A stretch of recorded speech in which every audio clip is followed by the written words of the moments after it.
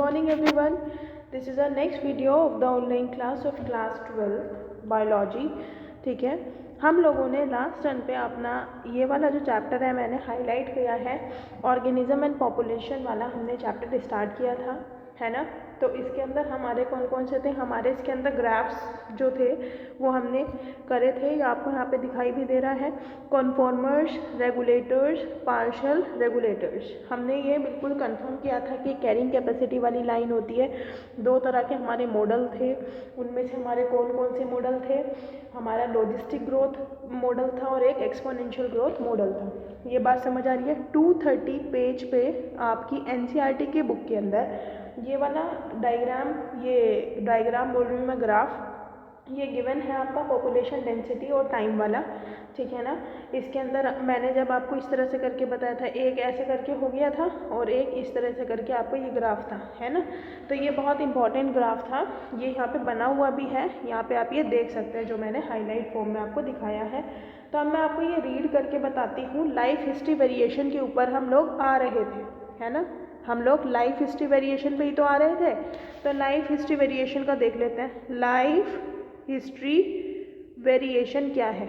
Variation का मतलब आप लोगों को पता होना चाहिए, क्योंकि आप लोग अभी 12th क्लास के बच्चे हैं.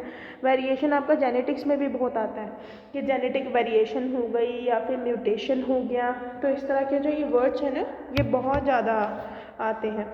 तो लाइफ हिस्ट्री वेरिएशन के अंदर क्या है कि पूरी हमारी लाइफ की ऐसी हिस्ट्री के अंदर क्या क्या चेंजेस हुए हैं और कौन कौन सी चीज़ें ऐसी हैं जिसकी वजह से ये चेंजेस आखिरकार हुए तो हुए हैं. ये वाली बात समझ आई. तो वेरिएशन का मतलब क्या होता है. वेरिएशन का मतलब होता है चेंजेस मीन्स बदलाव. एक तरीके से बोल सकते हो ना, चेंजेस और बदलाव तो एक ही है. तो ये जेनेटिक्स के अंदर जो हमारी एक ब्रांच है उसके अंदर हमने देखा था. तो जेनेटिक्स के अंदर तो जेनेटिक डिसऑर्डर्स के अकॉर्डिंग जो क्रोमोसोमल के अंदर हमारी प्रॉब्लम्स हो जाती है वो चीज़ देखनी है. और वेरिएशन यहाँ पे हमें देखना है कि according to the time life के अंदर क्या हिस्ट्री, लाइफ की हिस्ट्री के अंदर हमारे वेरिएशंस कैसे कैसे आए हैं. तो आप पेज नंबर 231, अगर ये वीडियो ब्लर होती है बीच में तो आप लोग अपनी एनसीईआरटी की बुक ओपन करेंगे. ये वीडियो देखते देखते, इस तरह की वीडियो बनाने का मतलब यही है कि मैं हाथ की हाथ जो वीडियो में मैं बोल रही हूँ आप सुनते रहे, है ना. और मैं पेज नंबर भी बीच में बताती रहती हूँ, जिसकी वजह से आपको कोई प्रॉब्लम नहीं होगी. तो आप अपनी एनसीईआरटी की बुक साइड में खोल के रखें जब भी आप वीडियो देखें, और दूसरी साइड आप वीडियो भी देखते रहें. हाथ में वीडियो स्टार्ट होने से पहले आप लोगों की ये बहुत ज़्यादा प्रॉब्लम है कि आप लोग पेन पेंसिल वगैरह कुछ नहीं रखते हो. तो अगर कोई भी वही बच्चा सक्सेस का मतलब पाता है जिसके पास जो टीचर हर कुछ चीज़ तो लिखवा नहीं सकता, तो कुछ चीज़ें जो वो नहीं भी लिखवा रहा है लेकिन आप ध्यान से सुन रहे हो, वो बोले जा रहा है, आपने अपनी कॉपी के ऊपर या फिर बुक के ऊपर कहीं पे भी नोट डाल के आपने उसको नोट कर दिया. वैसे सही तरीका तो यह है कहीं पे भी ना करके एक जगह करो, क्योंकि फिर लास्ट टाइम पे ढूंढ पड़ जाती है ना, कि अच्छा ये मैंने यहाँ लिखा था फिर मैंने और कहाँ लिखा है. तो इस वजह से आपको बहुत अच्छी तरीके से पहले ही प्रिपेयर करके चलना है, क्योंकि आप बोर्ड के स्टूडेंट्स हैं, बोर्ड के लिए प्रिपेयर कर रहे हो. तो अच्छी तरीके से करो. ये चैप्टर लेंदी चैप्टर है, आपके 2 ही चैप्टर रहते हैं, है ना. फिर उसके बाद अगर हमें टाइम मिला तो हम रिवाइज़ कर लेंगे, अदरवाइज़ आपका इतना भी आपका हो चुका है रिवीजन वगैरह, तो है ना. तो अब यहाँ देखते हैं कि नीचे से ही आप देख सकते हो जहाँ पे आपके एनसीईआरटी के बुक के अंदर लिखा हुआ है लाइफ हिस्ट्री वेरिएशन क्या है. तो population involve to maximize their reproductive fitness are also called as Darwinian fitness. एक चीज़ बिल्कुल दिमाग में डाल लेना आप लोग कि इस वाले चैप्टर के अंदर जो रिप्रोडक्टिव फिटनेस आएगी, मैं यहाँ लिख रही हूँ आपकी रिप्रोडक्टिव फिटनेस का मतलब आपका क्या हो गया, डार्विन जो साइंटिस्ट है, डार्विनियन फिटनेस के अकॉर्डिंग ही हम इसको कहते हैं. आप कह सकते हो reproductive fitness is also called as a Darwinian fitness के नाम से भी हम इसको जानते हैं. और वो जिसकी हाई आर वैल्यू होती है, हाई आर वैल्यू होती है. ये आर वैल्यू कब निकलती थी, आर वैल्यू ऐसे निकलती थी ना जब मैंने आपको बताया था R is equals to birth rate में से डेथ रेट माइनस करेंगे तो आर वैल्यू निकल जाएगी.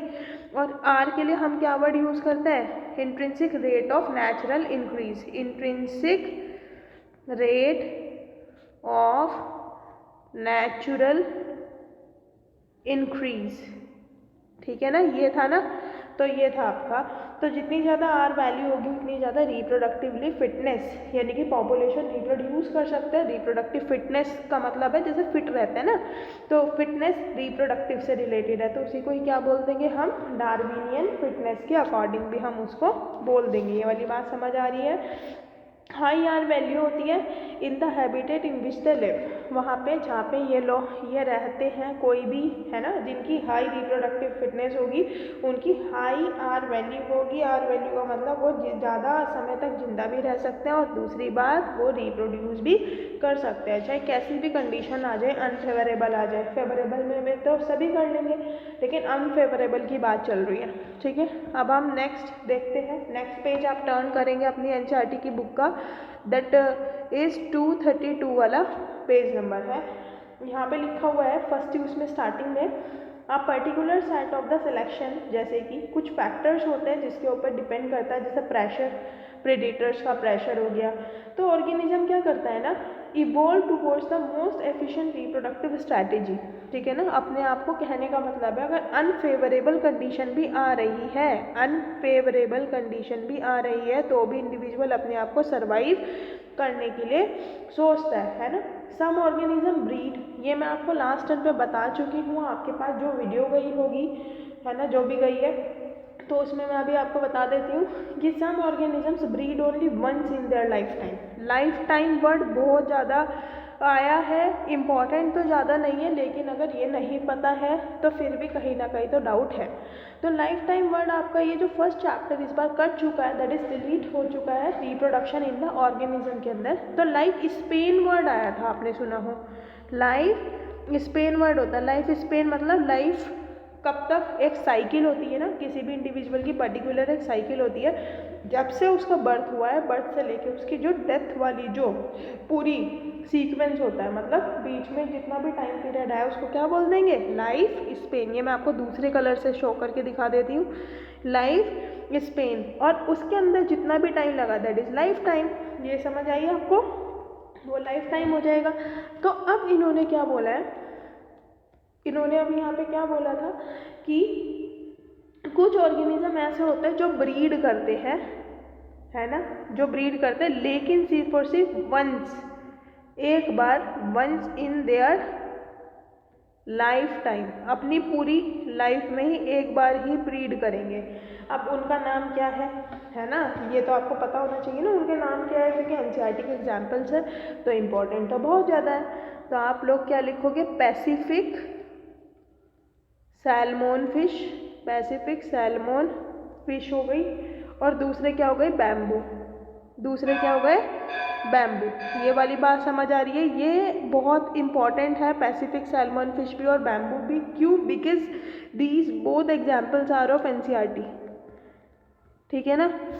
अब मैं इसको रफ कर रही हूँ। नेक्स्ट आपका है, लेकिन अब कुछ ऐसे होते हैं, some organisms are large number of small size offspring, कुछ ऐसे होते हैं जो लार्ज नंबर में प्रोड्यूस करते हैं, बट स्मॉल साइज ऑर्गेनिजम्स होते हैं, स्मॉल साइज ऑर्गेनिजम्स को प्रोड्यूस करते हैं। तो कहने का मतलब क्या है, कुछ ऐसे होते हैं जो स्मॉल साइज तो होता है लेकिन बहुत ज़्यादा लार्ज नंबर में करते हैं, जैसे फ्रॉग है, फ्रॉग का जो टैडपोल होता है, ठीक है ना, जो फ्रॉग का टैडपोल होता है वो क्या होता है, जब फ्रॉग अपने अंडे को रिलीज करता है वाटर के अंदर, क्योंकि उसके अंदर एक्सटर्नल फर्टिलाइजेशन होता है, तो वो मिलियंस में टैडपोल्स को सिक्रीट करता है, दैट इज लार्वी को सिक्रीट करता है। तो क्या हुआ, वो बहुत ज़्यादा छोटे छोटे अमाउंट में ऐसे ऐसे एग सिक्रीट हो जाते हैं। आपने डिस्कवरी चैनल में देखा होगा, जिसने भी देखा होगा, तो है तो बहुत छोटे साइज में, लेकिन है नंबर के अकॉर्डिंग तो बहुत ज़्यादा है। तो क्या कहोगे, while other breathing many times during their life span, है ना, कुछ ऐसे हो गए, ये तो मैंने आपको बता दिया। लेकिन कुछ ऐसे भी तो हैं जो बहुत बार कर सकते हैं ब्रीड, लेकिन वो लार्ज साइज़ के ऑर्गेनिज्म को तो प्रोड्यूस करते हैं, लेकिन वो बहुत ज़्यादा कम होते हैं अकॉर्डिंग टू देयर नंबर।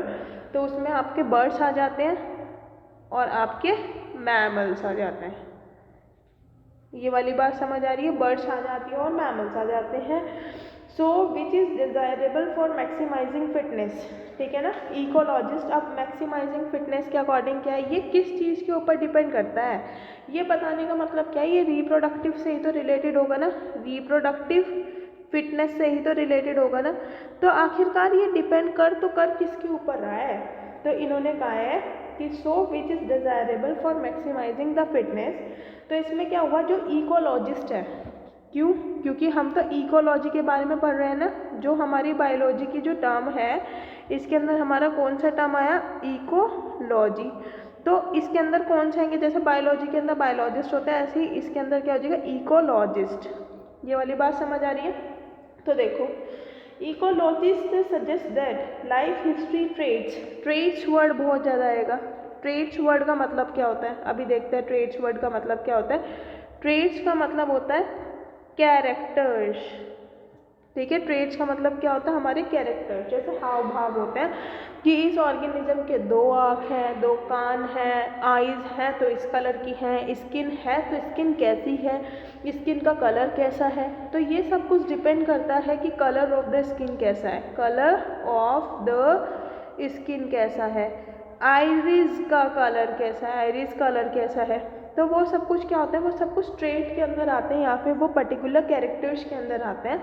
और ये डिटेल स्ट्रक्चर चलता है आपके जेनेटिक्स के ऊपर, जीन बेसिस के ऊपर। जिस तरह का हमारे अंदर पॉलीजेनिक, हेलोजेनिक, ये जीन के टाइप्स होते हैं जो कलर के लिए रिस्पॉन्सिबल होते हैं, ठीक है, जो कलर प्रोड्यूस करने के लिए रिस्पॉन्सिबल है बेसिकली। तो अब इसके अंदर देखते हैं, ecologists suggest that life history trait of organism has evolved in the relation to the constraint imposed by, इस चीज़ के थ्रू करके होता है, या तो एबायोटिक हो सकता है या तो बायोटिक हो सकता है, ठीक है।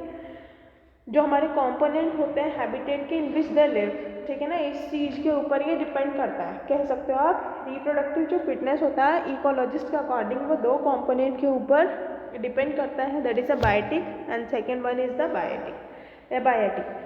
तो component of the habitat in which they live, evolution of life history trait in different species is currently an important area of research being conducted by ecologists। इसके अंदर क्या करना है, इवोल्यूशन कैसे हुआ, इवोल्यूशन का मतलब क्या होता है, स्लो चेंजेस का होना, है ना। जैसे पहले कहते थे जो स्नेक होते हैं, स्नेक के हमारे पैर होते थे, लेकिन स्नेक्स को प्रॉब्लम हुई, स्नेक्स का क्योंकि जो हैबिटेट होता है वो उसके लैंड, ये जो हमारे सॉइल वगैरह का इस तरह का एरिया होता है, आप फील्ड बोल सकते हो, फार्मर्स के ये जो हमारे हो गए है ना, तो ये होते हैं।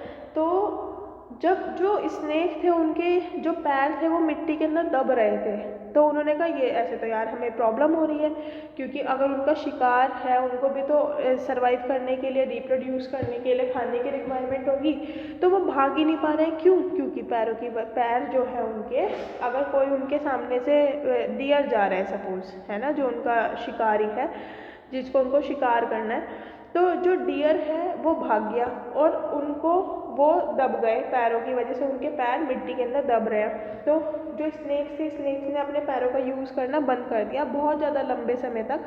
ऐसा ही हुआ तो एक टाइम ऐसा आया कि जो उनके पैर थे जब वो काम ही नहीं कर रहे थे तो वो बिल्कुल ख़त्म हो गए। ऐसे ही जिराफ वगैरह का होता है, जो जिराफ होते हैं, जिराफ हर्बीवोरस होते हैं, आपको पता है जिराफ क्या होता है, मैं यहाँ लिख देती हूँ। जिराफ के बारे में अगर हम देखें तो ये हमारे कौन से होते हैं, ये हर्बीवोरस, ठीक है, घास खाने वाले होते हैं। तो एक टाइम ऐसा आया, अफ्रीका की बात चल रही है, ये अफ्रीका की बात चल रही है। एक टाइम ऐसा आया कि ये जो जिराफ है ये खाना खा रहे थे, तो क्या हुआ फिर, ठीक है, तो हमारे इसमें जिराफ जो थे वो अफ्रीका के अंदर हर्बीवोरस पाए जाते थे।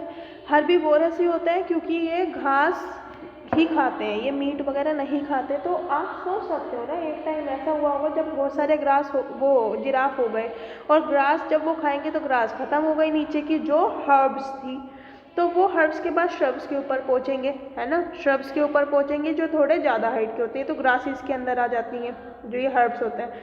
जो श्रब्स होते हैं वो थोड़े और लंबे हो जाते हैं, है ना, जैसे तुलसी वगैरह का पेड़ हो गया, और फिर उसके बाद तो फाइनली हमारा ट्री आ जाता है जो बड़े बड़े हैं। तो पहले ये ख़त्म हो गई, तो अब जिंदा रहने के लिए वो ये खाएंगे, अब फिर एक टाइम आएगा ये भी ख़त्म हो जाएगा तो फिर वो ये खाएंगे। तो उनकी पहले नेक जो है वो छोटी है, फिर वो और ज़्यादा, जैसे होता है ना बच्चा जब छोटा होता है तो वो अपनी हाइट बढ़ाने के लिए टच करता है, जब तक उसका हाथ नहीं वहाँ तक पहुँचता वो ऊपर उछल उछल के टच करता है ना। तो ऐसे ही क्या हुआ कि इन्होंने और ज़्यादा अपनी जो उनकी नेक थी उसको ऊपर कर करके उन्होंने खाना स्टार्ट कर दिया। फिर उन्होंने और ज़्यादा, जब स्ट्रब्स भी ख़त्म हो गए तो उन्होंने ट्रीज खाना स्टार्ट कर दिया। तो इस हिसाब से क्या करके हुआ कि उनकी जो नेक थी वो बहुत ज़्यादा लंबी हो गई। दैट इज़, ये मैं आपको क्यों समझा रही हूँ, ये मैं आपको इवोल्यूशन के बेसिस से समझा रही हूँ, क्योंकि इवोल्यूशन चैप्टर तो आपका कट चुका है। तो क्योंकि यहाँ पे इवोल्यूशन आया है तो मुझे तो आपको इवोल्यूशन के बारे में बताना पड़ेगा ना। तो इवोल्यूशन का मतलब क्या हुआ, इवोल्यूशन का मतलब हुआ चेंजेस, या फिर चेंजेस जिराफ के अंदर का मैंने अभी आपको बताया, और मैंने आपको हिडन लेग्स ऑफ स्नेक के बारे में भी मैंने आपको बताया। ठीक है, अब यहाँ देखते हैं कि अब हमें क्या करना है, पॉपुलेशन का इंटरेक्शन कैसे होता है, पॉपुलेशन इंटरेक्शन कैसे होता है, पॉपुलेशन इंटरेक्शन के बारे में हम यहाँ पे देखेंगे। अब इसके बाद हमें क्या देखना है, पॉपुलेशन इंटरेक्शन क्या होता है। तो मैंने आपको कल एक टेबल बताई थी जिसमें मैंने plus minus, minus minus, 0 0, plus 0, minus 0, ये इंटरेक्शंस के बारे में बताया था। तो वो आज हमें डिटेल में इसके अंदर पढ़ना है। तो पॉपुलेशन इंटरेक्शन के अंदर क्या है, ये पेज नंबर 232 आप खोल सकते हो, हेडिंग भी इसके अंदर लिखी हुई है। ठीक है, तो यहाँ भी हम देखना स्टार्ट करते हैं। तो देखो, can you think of any natural habitat on earth that is inhabited just by a single species. क्या आपने कभी देखा है जो भी हैबिटेट है, हैबिटेट का मतलब हैबिट नहीं होता, हैबिटेट का मतलब होता है घर, पिन पॉइंट प्लेस बोल सकते हो आप, पिन पॉइंट प्लेस, या फिर जैसे हम बोल देते हैं ना रेजिडेंशियल प्लेस। ठीक है ना, किसी भी ऑर्गेनिज्म का, हर एक ऑर्गेनिज्म का अपना एक पिन पॉइंट प्लेस रहता है, एक हैबिटेट रहता है, या फिर एक रेजिडेंशियल प्लेस रहता है। इसके लिए ही मैंने एक वर्ड आपको बताया था, नीके। ये बहुत न्यू वर्ड है जो हैबिटेट के लिए ही यूज़ किया जाता है। ठीक है, नीके वर्ड बहुत ज़्यादा आ जाएगा। एक बाउंड्री के अंदर किसी ऑर्गेनिज्म का रहना एक पर्टिकुलर नीके होता है। ठीक है ना, पिन पॉइंट प्लेस। अब इसके अंदर क्या है कि इन्होंने क्या कहा है, इन्होंने कहा है जो हमारा कोई भी हैबिटेट है, क्या आपने उसके अंदर देखा है कि कोई एक सिंगल ऑर्गेनिज्म रह रहा हो, नहीं ना। तो there is no such habitat and such a situation is even inconceivable. ठीक है, इन्होंने कहा ऐसा तो हो ही नहीं सकता, तो सुटेबल ही नहीं है कि कोई एक जगह पे एक ही इंडिविजुअल हो। For any species the minimal requirement is one more species on which it can feed. है ना, कंपटीशन क्रिएट होगा जब बहुत ज़्यादा ऑर्गेनिज्म होंगे। अगर फूड रिसोर्सेज वगैरह है वो कम है तो क्या होगा, कंपटीशन क्रिएट होगा। ठीक है ना। तो for any species the minimal requirement is one more species on which it can feed, कि जो ज़्यादा से ज़्यादा ऑर्गेनिज्म है वो फीड कर सके, कंपटीशन क्रिएट होगा।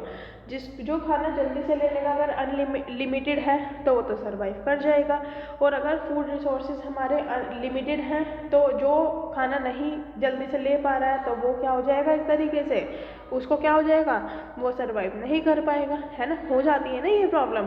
तो यहाँ पे आप देख सकते हो इसके अंदर हैबिटेट के अंदर, तो even a plant species which makes its own food can't survive alone. यहाँ तक कि जो प्लांट की स्पीशीज है वो तो अपना खाना खुद बनाते हैं, लेकिन वो भी खुद से सर्वाइव नहीं कर पाते। ये वाली बात समझ आ रही है। Not even only the animals, even a plant species which makes its own food can't survive alone, नहीं सर्वाइव कर सकते। ठीक है ना, सर्वाइव नहीं कर सकते, सर्वाइव अलोन नहीं कर सकते। तो अब इसमें क्या है, it needs soil microbes to break down the organic matter in the soil. इनको भी क्या चाहिए, अगर माइक्रोब्स नहीं होंगे, सपोज मिट्टी के अंदर माइक्रोब्स जो होते हैं, माइक्रोब्स या फिर आप बोल सकते हो माइक्रोब्स, यहाँ पे ज़्यादातर बैक्टीरियाज होते हैं, फंगस होती है और एल्गीज होती हैं। है ना, अगर ये ऑर्गेनिज्म नहीं होंगे जो एक्ट करते हैं एज अ डिकम्पोजर की तरह से, तो क्या होगा, सॉइल के अंदर क्या हो जाएगा, इनऑर्गेनिक न्यूट्रिएंट ब्रेक नहीं हो पाएगा और वो इनऑर्गेनिक न्यूट्रिएंट एब्जॉर्ब नहीं कर पाएंगे। क्यों, क्योंकि वो बड़े बड़े पार्टिकल्स होंगे उसके और वो छोटे पार्टिकल में नहीं कन्वर्ट होंगे, तो ऐसे तो प्रॉब्लम हो जाएगी। है ना, तो अब इन्होंने क्या कहा है कि even a plant can't survive alone, and then how will the plant manage pollination without an animal agent. तो इन्होंने कहा जब प्लांट ही नहीं कर पाएंगे सर्वाइव अकेले, तो एनिमल्स को भी तो पॉलिनेशन होने के लिए कि पॉलिनेशन हो जाए, रिप्रोडक्शन हो जाए, है ना, क्योंकि प्लांट के अंदर भी सेक्सुअल रिप्रोडक्शन होता है, तो पॉलिनेशन हो जाए तो उनको भी तो एनिमल एजेंट्स की रिक्वायरमेंट होगी। ये मैंने आपको बताया था ना, एनिमल एजेंट्स की रिक्वायरमेंट होगी, यानी कि एजेंट्स में हमारे दो टाइप के एजेंट्स का मतलब है वेक्टर्स, जो कोई चीज़ ट्रांसफ़र कर रहे हैं, तो हम क्या बोल सकते हैं इनको, ट्रांसफेरिंग एजेंट्स। ठीक है, ट्रांसफेरिंग एजेंट्स के नाम से हम इनको जानेंगे। अब नेक्स्ट देखते हैं यहाँ पे क्या होगा कि and then how will the plant manage pollination without an animal agent. जब एनिमल ही नहीं होंगे तो प्लांट अपना कैसे मैनेज कर पाएंगे, प्लांट एनिमल भी तो नहीं कर पाएंगे विदाउट एनिमल एजेंट के विदाउट। ठीक है, तो आप देखो, and it is obvious that in nature animals plant and microbes don't and can't live in isolation. Isolation में तो रह ही नहीं पाएंगे, आइसोलेशन में तो ये रह ही नहीं पाएंगे, but it interact in various way to form a biological community. तो इस वजह से इनके बीच में एक इंटरैक्शन पाया जाता है। ठीक है ना, जितने भी प्लांट हो गए, जितने भी एनिमल हो गए, उसको क्योंकि पॉपुलेशन से रिलेटेड है तो हम पॉपुलेशन का इंटरेक्शन बोल देते हैं। ये वाली बात समझ आई। तो कोई भी ऑर्गेनिज्म आइसोलेशन में नहीं रह सकता, है ना, जब नहीं रह सकते तो फिर क्या होगा, but interact in the various way to form a biological community. Biological community बना लेते हैं ये जो हमारे ऑर्गेनिजम्स हैं। तो अब देखो यहाँ पे हमारा क्या आएगा, बायोलॉजिकल कम्युनिटी वर्ड मैंने अभी आपको बताया था, बायोलॉजिकल कम्युनिटी, बायोलॉजिकल कम्युनिटी। ठीक है, आप देखो इसमें क्या है, even in minimal communities many interaction linkage exist although all may not be readily apparent. ठीक है ना, नहीं हो सकते। इंटर स्पेसिफिक इंटरेक्शन, एक वर्ड होता है इंटर, एक वर्ड होता है इंट्रा। इंट्रा का मतलब विद इन, जब कंपटीशन उन्हीं स्पीशीज़ के बीच में हो, और इंटर का मतलब जब दो अलग अलग जगह पे। ये वाली बात समझ आई, तो उसको बोल देंगे इंटर स्पेसिफिक कंपटीशन और इसको intra specific competition. Intra word याद रखना आप लोग। ठीक है, अब यहाँ पे देखते हैं कि इसमें क्या है, inter specific interaction arises from the interaction of population. जो हमारा इंटर स्पेसिफिक पॉपुलेशन होता है, इंटर स्पेसिफिक आप बोल सकते हो, इंटरेक्शन बोल सकते हो इसको, इंटरेक्शन जो है अराइज होता है किसकी वजह से, इंटरेक्शन होना between the population, interaction between the population के बीच में। ठीक है, of two different species and they could be, चाहे वो हमारे लिए बेनिफिशियल हो, ज़रूरी तो नहीं है सारी चीज़ें ही बेनिफिशियल हो कि सारी चीज़ें हमारे फेवर में ही होगी। तो या तो कोई चीज़ क्या हो सकती है, या तो कोई चीज़ हमारे उसमें बेनिफिशियल हो सकती है, बेनिफिशियल हो सकती है, या फिर दूसरी क्या हो सकती है हमारी डेट्रीमेंटल हो सकती है, डेट्रीमेंटल हो सकती है, या तो कोई जीरो फॉर द न्यूट्रल के लिए हो सकती है, जीरो फॉर द न्यूट्रल के लिए हो सकती है, न्यूट्रल इंटरेक्शन के लिए हो सकती है। ठीक है ना, let us look at all the possible outcomes of the inter specific interaction. तो यहाँ मैं आपको दोबारा से एक बार बता देती हूँ, हमने जो अपने उस पर करी थी, सपोज दो स्पीशीज़ हैं ए एंड बी, एक रिलेशन हो सकता है प्लस प्लस, एक हो सकता है माइनस माइनस, एक हो सकता है प्लस माइनस, एक और यही प्लस माइनस का हो सकता है, एक हो सकता है प्लस जीरो और एक हो सकता है माइनस जीरो का। तो ये दोनों तो हमारे सेम है, तो इसके अंदर क्या रहता है, प्लस का मतलब है किसी को बेनिफिट हो रहा है, दूसरे को भी बेनिफिट हो रहा है एक के काम से। नेगेटिव का मतलब है एक को अगर नुकसान हो रहा है तो दूसरे को भी नुकसान हो रहा है। ठीक है ना, कोई काम ऐसा हो गया, सपोज एग्जांपल्स के तौर पे एक क्या हुआ, एक को फ़ायदा हो रहा है लेकिन दूसरे को नुकसान हो रहा है उसके काम से, एक इसमें ही दूसरा आ गया। इसमें मैं डिफरेंस आपको बताऊंगी कि क्या है इसमें डिफरेंस, और इसके क्वेश्चन आ जाते हैं। मैंने आपको बताया था इसके क्वेश्चन किस हिसाब से आएंगे, कोई फिगर का क्वेश्चन आ गया तो उसके अकॉर्डिंग का क्या आ गया, एक ऑर्गेनिज्म को फ़ायदा हो रहा है लेकिन दूसरे को उससे ना तो नुकसान ना तो फ़ायदा, दैट इज़ जीरो का मतलब क्या है, जीरो का मतलब है न्यूट्रल। ठीक है ना, जीरो का मतलब क्या हुआ आपका न्यूट्रल हुआ, और एक ऑर्गेनिज्म को आपको नुकसान है लेकिन दूसरे को उससे ना तो उसको फ़ायदा हो रहा है ना उसको नुकसान हो रहा है। तो अब मैं आपको इसके नाम बताती जा रही हूँ, मैं दूसरे कलर से शो कर रही हूँ। फर्स्ट वाले के लिए हम क्या वर्ड यूज़ करेंगे, जब दोनों को फ़ायदा हो रहा है तो म्यूचुअलिज्म वर्ड यूज़ करेंगे, म्यूचुअलिज्म। जैसे म्यूचुअल बॉन्डिंग होती है हमारी केमिस्ट्री के अंदर, म्यूचुअल बॉन्डिंग होती है, तो म्यूचुअल बॉन्डिंग का मतलब क्या हुआ, अगर सपोज स्टूडेंट और टीचर का रिलेशनशिप है, टीचर अपनी नॉलेज प्रोवाइड करेगा स्टूडेंट को, तो स्टूडेंट टीचर्स को पेमेंट करता है, ठीक है ना, फीस वगैरह पे करता है स्कूल में, तो वो भी कुछ दे रहा है और वो भी कुछ ले रहा है, तो दोनों का फ़ायदा हो रहा है, दोनों का फ़ायदा हो रहा है, यानी कि प्लस प्लस रिलेशनशिप हो गया। तो प्लस प्लस रिलेशनशिप का मतलब हो गया म्यूचुअलिज्म। ये तो मैंने आपको समझाने के लिए एग्जाम्पल बताया है, यहाँ पे एग्जाम्पल्स आपको NCERT के ही करने हैं, ठीक है। आपको यूँ नहीं है कि आप कोई भी इसके अंदर कर रहे हो, आपको NCERT के ही एग्जाम्पल्स करने हैं। अब दूसरा क्या, नेगेटिव, जब कंपटीशन क्रिएट होता है, दो स्टूडेंट है, दोनों को ही, दो compete कर रहे थे और दोनों को ही चोट लग गई, तो नुकसान तो दोनों को हो गया ना, तो माइनस माइनस रिलेशनशिप हो गया, दैट इज, इसको हम क्या कहेंगे, नेम ऑफ इंटरेक्शन को, दूसरे वाले को नेम ऑफ इंटरेक्शन को हम क्या बोल देंगे, कॉम्पिटिशन।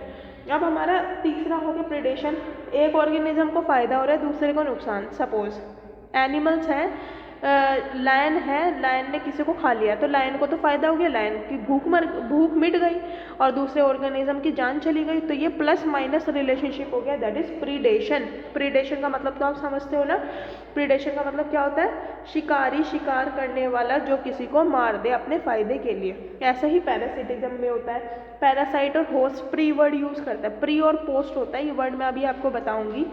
एक बैक्टीरियाज होता है, पैथोजेंस होता है, इस तरह के हमारे कई सारे वर्ड्स आते हैं, ये हमें देखने हैं। अब हमारा आ गया, एक को फ़ायदा हो रहा है, दूसरे को ना तो उससे नुकसान ना तो उसको फ़ायदा हो रहा है, तो वो आपका कौन से वाला आ जाता है, वो आपका कमेंसलिज्म में आ जाता है, कमेंसलिज्म। और ये आपकी फिशिस के बेसिस पे आपके एग्जांपल्स दिखा रखे हैं, ये एग्जांपल्स आपको रटे होने चाहिए, आपकी बुक के हर एक में 2-2 3-3 एग्जांपल दे रखे हैं कि कौन सा म्यूचुअलिज्म का है, कौन सा कॉम्पिटिशन का है, कौन सा आपका प्रेडेशन का है, कौन सा पैरासिटिज्म का है, कौन सा कमेंसलिज्म का है, कौन सा एमेंसलिज्म का है।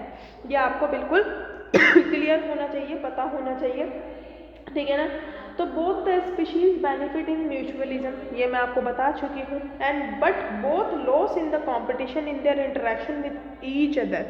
लॉस किस में हो जाता है, कॉम्पिटिशन में, लेकिन फ़ायदा किस में होता है दोनों को, म्यूचुअलिज्म में। ये बात समझ आ रही है। In both parasitism and predation only one species is benefited, है ना, पैरासिटिज्म और प्रीडेशन में, and the interaction is detrimental to the other species, host and prey respectively. ये मैंने बताया होस्ट और प्रे के ऊपर डिपेंड करता है। The interaction where one species is benefited and other is neither benefited nor harmed, है ना, वही प्लस और जीरो वाला कमेंसलिज्म। लेकिन एमेंसलिज्म में क्या हो जाएगा, in amensalism no organism is unaffected, predation, parasitism, commensalism share a common characteristic, the interaction species live close together. जितनी भी इंटरेक्शन वाली स्पीशीज है वो एक दूसरे के पास रहती है, ऐसा नहीं है कि वो दूर है, सर्वाइव नहीं कर पा रही है। तो इसमें क्या है कि ये क्या है, live close together, live close together. NCERT की जितनी भी लाइन्स हैं वो सारी इंपॉर्टेंट है, मैं आपको फिर से बता चुकी हूँ, ये 233 पेज नंबर है, मैं आपको फिर से बता चुकी हूँ, ठीक है। अब हमें जो नेक्स्ट उसमें करना है, अब हमें इसके एग्जाम्पल्स करने हैं कि प्रीडेशन के एग्जाम्पल मैंने आपको समझा तो दिया, लेकिन प्रीडेशन के एग्जाम्पल आपके NCERT के अंदर क्या दे रखे हैं। प्रीडेशन के बाद आपका है कंपटीशन में, ठीक है ना, कंपटीशन में आपके क्या दे रखे हैं, उसके एग्जाम्पल्स हमें करने हैं। फिर इसके बाद आपका क्या आएगा, इसके बाद आपका आएगा कि गॉस एक्सक्लूसिव कॉम्पिटिटिव, रुक जाओ पहले, कॉम्पिटिटिव आएगा, कॉम्पिटिटिव एक्सक्लूजन प्रिंसिपल क्या है इसका, ठीक है। अब इसके अंदर जो हमारा कमेंसलिज्म है, कंपटीशन है, इसमें बार्न्यूलस और कॉर्नेल्स रीजन के अंदर आएगा, स्कॉटलैंड वगैरह के एग्जाम्पल आएगा। इसके बाद आपका क्या आएगा, इसके बाद आपका आएगा पैरासिटिज्म का एग्जाम्पल आएगा, और इसके अंदर होगा कि कैसे कैसे करके क्या होता है। इसके बाद आपका दो तरह का ये आ जाएगा, एक आ जाएगा आपका ब्रूड पैरासिटिज्म, एक आपका आ जाएगा एंडो पैरासिटिज्म। एक आ जाएगा आपका एंडो पैरासिटिज्म, वैसे होता है आपका एक्सो भी होता है, चलो मैं एक्सो भी बताऊंगी आपको। एक्सो पैरासिटिज्म क्या होगा, और फिर एक आता है आपका ब्रूड पैरासिटिज्म। ब्रूड पैरासिटिज्म ये भी इसके अंदर ही बहुत इंपॉर्टेंट है, कोयल वाला इसमें एग्जाम्पल आता है और ये पूछ लेता है कौन सा पैरासिटिज्म है ये एंडो है कि एक्सो है। ठीक है, अब इसके बाद हमें क्या करना है, इसके बाद कमेंसलिज्म क्या है और कमेंसलिज्म के हमारे एग्जाम्पल क्या क्या है। और दूसरी बात म्यूचुअलिज्म, ये मैंने आपको बताया लेकिन ये मैंने कॉमन एग्जांपल लेके बताया है, वैसे ही जो नॉर्मली होता है। और इसके बाद हमारा क्या रह जाएगा इस चैप्टर में, हमारा कोइवोल्यूशन वर्ड आएगा, एक कोइवोल्यूशन और सेक्सुअल डिसीट, एक आएगा सेक्सुअल डिसाइट, ठीक है, और एक हो जाएगा आपको को इवोल्यूशन। ये मुझे यहाँ बताना पड़ रहा है क्योंकि आपका इस बार इवोल्यूशन चैप्टर कट चुका है, लेकिन अगर हमारा इवोल्यूशन होता तो आपका ये सही रहता फिर भी। ठीक है, चलो कोई बात नहीं, बस आपके अब इतना रहता है, आपको ये पता चल गया आपके कौन कौन से टॉपिक रहते हैं। इसके बाद हम इसे डिटेल में पढ़ेंगे एनसीईआरटी से। ठीक है, आपको एनसीईआरटी रीड करनी है और जिसने अपनी पुरानी वीडियोस नहीं देखी है प्लीज़, चैप्टर सारे इंपॉर्टेंट हैं और ये चैप्टर की आपकी स्टार्टिंग से आपके पास वीडियो आ रही है तो प्लीज़ अच्छी तरीके से करो। अब तक तो आपने फर्स्ट चैप्टर भी मुझे ढंग से नहीं सुनाया। इसके अंदर हाँ एक चीज़ और रहती है, डायापोज कंडीशन। डायापोज कंडीशन कौन सी रहती है, और एक रहता है जू प्लैंक्टन्स क्या होता है, जू प्लैंक्टन्स क्या होता है, और इसके अंदर एक फाइटो प्लैंक्टन्स क्या होता है, प्लैंक्टन्स क्या होता है, फाइटो प्लैंक्टन्स क्या होता है, बस ये बताना है, फिर आपका ये चैप्टर फिनिश। बाकी बातें हम नेक्स्ट वीडियो में करेंगे। आज के लिए इतना ही, थैंक यू।